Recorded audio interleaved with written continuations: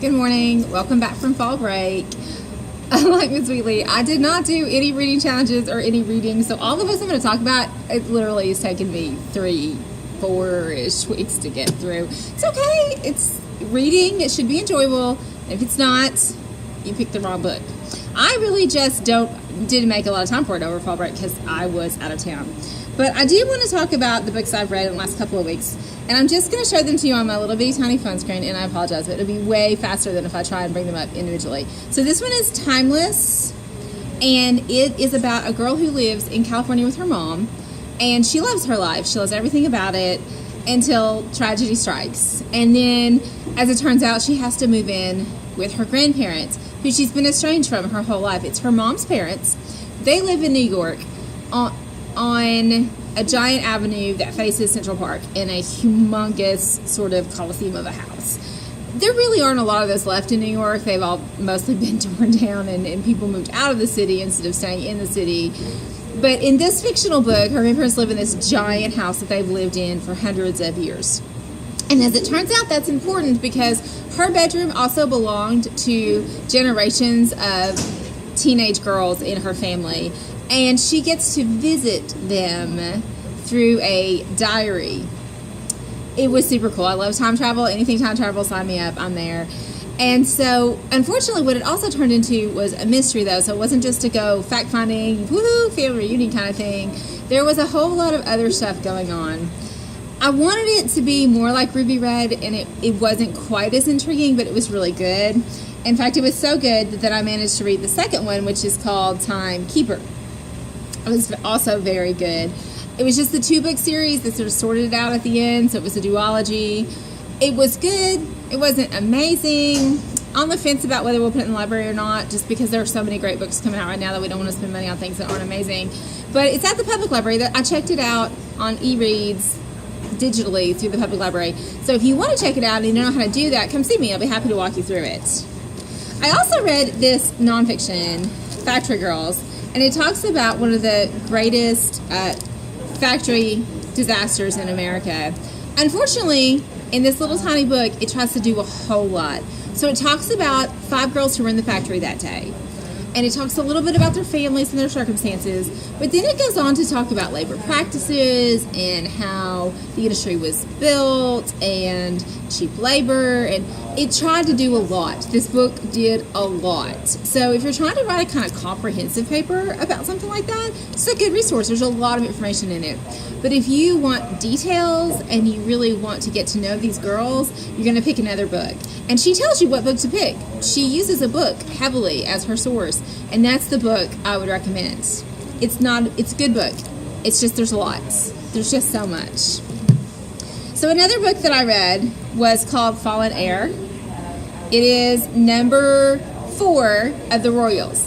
We are getting the Royals. We will be putting them in the library. Maybe not yet. I don't know when it's happening. But it's a good series. It's kind of like the Abby Glines books, like the brothers and the cousins books, the Friday night books. It's kind of like that. There's this really wealthy family, and they take in a girl who has sort of been living on her own, and it turns out, she's related, whatnot. It's a series of unfolding soap opera drama stuff. It's good, though. I really enjoyed it. So book number 4 came out. I really don't know that it's over, though. I'm not sure book number 4 is the end of it, but I did like it. So then the next series that I started on was Dream a Little Dream. And I talked about Gier a second ago. She writes these. And I was really thinking time travel again, because Ruby Red is a time travel series. This is not a time travel series, but it is also not contemporary.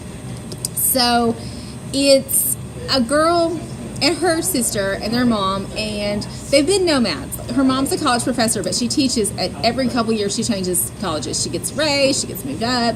Their dad also nomad, so they spend their summers in Bangladesh and their winters in Berkeley, California. In this series, they've landed in London.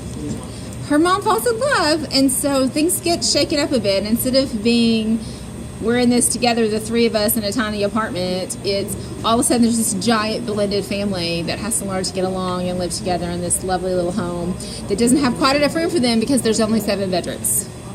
So I don't know what it is about me and houses in London that are too big, but it's a good series. So you find out pretty quickly that it is not contemporary. Something else is going on. I'm not going to tell you what it is, but I mean the title gives a little bit of it away. And she makes friends with her soon-to-be stepbrother.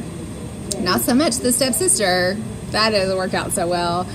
But it's really good. Gier has a lot of sort of dry humor, and she makes jokes about stuff. Like, she calls one of the boys in the books Shaving Fun Ken.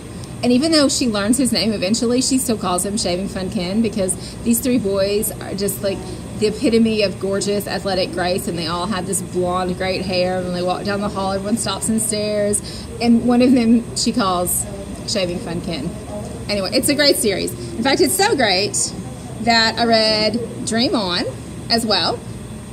So again, with the series title, pay attention, some more good stuff going on.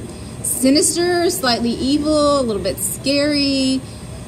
It gets real serious real fast when they pull her little sister into it and she gets scared. And so they have to find new ways to figure out what's going on. I'm on Just Dreaming, the last one, right now. I don't know how it ends, I'm sure, because it's YA, it'll end well. Knock on wood, because I don't like books that don't end well.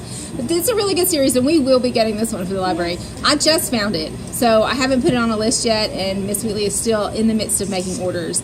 But by the end of the school year for sure, hopefully before then, we will have this next series in the library. But if you want something else kind of like it, come talk to us. We have other sort of non-contemporary, non-time travel kind of books that we could point you towards. So hopefully you guys read something good over the break. If you did, come let me know, because I need some new stuff. Have a good week.